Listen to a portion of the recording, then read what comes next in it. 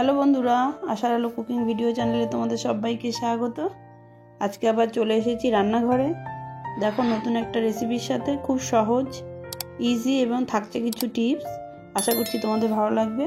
তো চলো সাথে থাকো, ভিডিওটা দেখতে থাকো। সাবু সিমুইয়ের পায়েস বানানোর জন্য এখানে আমি সাবুটাকে সেদ্ধ করে নেব।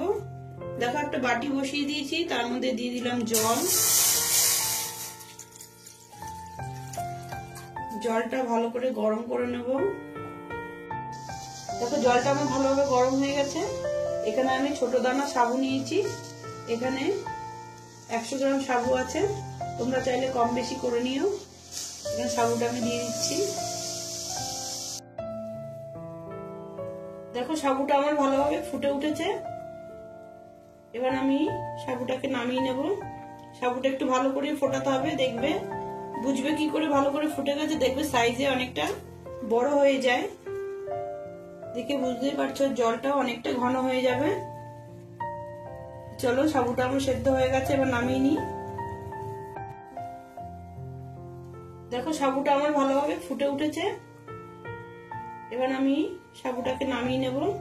সাবুটা একটু ভালো করে ফোটাতে হবে, দেখবে, বুঝবে কি করে ভালো করে ফুটে গেছে। দেখবে সাইজে অনেকটা বড় হয়ে যায়, দেখে বুঝতেই পারছো। জলটাও অনেকটা ঘন হয়ে যাবে। চলো, সাবুটা আমার সেদ্ধ হয়ে গেছে, এবার নামিয়ে নিই। দেখো, সাবুটা আমার ভালোভাবে সেদ্ধ হয়ে গেছে। এবার আমি এটাকে জল ঝরিয়ে নেব। দিয়ে দিলাম ছাঁকনিতে। এর মধ্যে এবার আমি ঠান্ডা জল দেব। সাবুটাকে এবার আমি 2-3 বার জল দিয়ে ধুয়ে নেব, ঠান্ডা জল দিয়ে।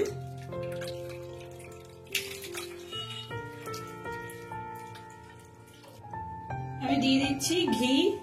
ঘি ভাজবো, তোমরা চাইলে সাদা তেলও ব্যবহার করতে পারো। ঘিয়ের একটা সুন্দর গন্ধ আসে, তাই আমি ঘিটাই ব্যবহার করছি।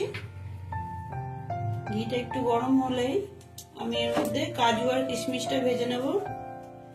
তোমরা চাইলে আমন্ড বাদামও দিতে পারো, কিন্তু আমি এখানে দিচ্ছি না। ঘিটা আমার গরম হয়ে গেছে। এবার আমি কাজুটা দিয়ে দিলাম।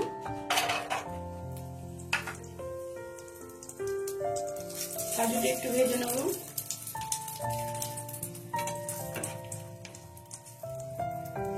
খুব বেশি ভাজার দরকার নেই, একটু কালারটা চলে আসলেই তুলে নিতে পারবে।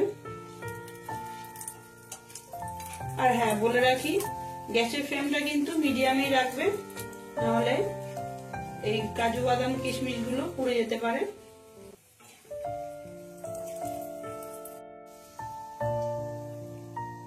এর পাশে দিয়ে দিচ্ছি কিশমিশ।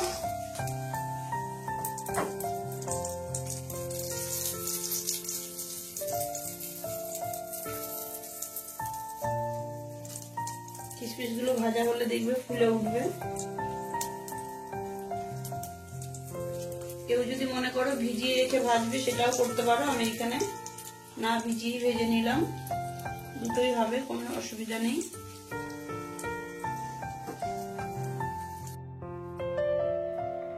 কাজু কিশমিশটা ভাজা হয়ে গেছে, দেখো।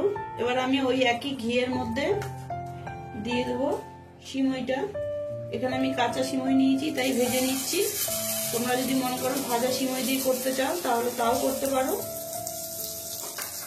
কাঁচা সিমইটা ভেজে নেবো একটু লাল লাল করে। ঘি অনেকটাই দেওয়া আছে, তাই আর বেশি ঘি দিলাম না।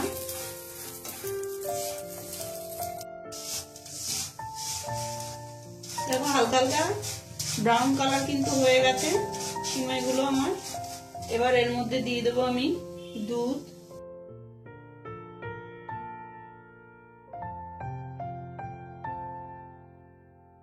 হ্যাঁ, বলে দিই, এখানে আমি 1 লিটার দুধ নিয়েছি। দুধটা কিন্তু আমার আগের থেকে একটু জাল করা আছে, কাঁচা দুধ আমি এখানে দিইনি। দুধটা একটু গরম হয়েছে, এর মধ্যে আমি দিয়ে দিলাম 1 প্যাকেট আমল দুধ। আমল দুধটা নাও দিতে পারো, কিন্তু এখানে স্বাদটা একটু বেশি ভালো হবে, তাই আমল দুধটা দিয়ে এটাকে একটু মিশিয়ে দিতে হবে।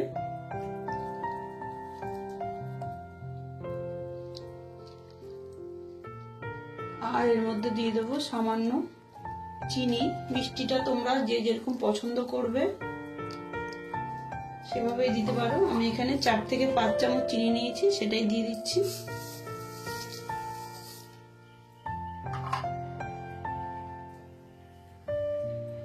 এবার একটু ফুটতে দিতে হবে।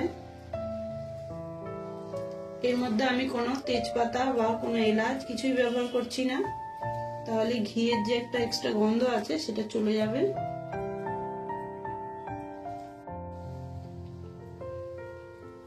দেখো সিমাইটা আমার দুধের সাথে ভালোভাবে ফুটে উঠেছে। এবার এর মধ্যে দিয়ে দেবো আমি যে সেদ্ধ করে রেখেছিলাম সাবুটা, সেটাই।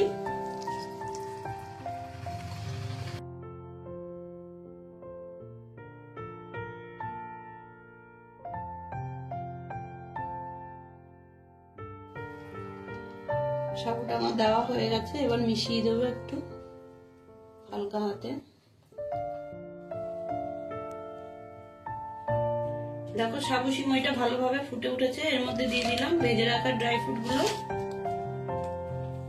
আর 3 থেকে 4 মিনিট ফুটলে আমি এটাকে নামিয়ে নেব। খুব বেশি ঘন করব না, দেখে বুঝতেই পারছো কত সুন্দর লাগছে।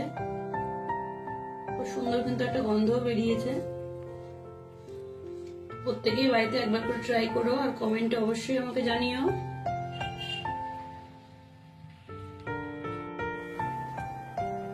সিমাই সাবুর পায়েসটা আমার কমপ্লিট হয়ে গেল। এবার আমি নামিয়ে নিচ্ছি, নামিয়ে তোমাদের দেখাচ্ছি ফাইনালি কেমন হলো।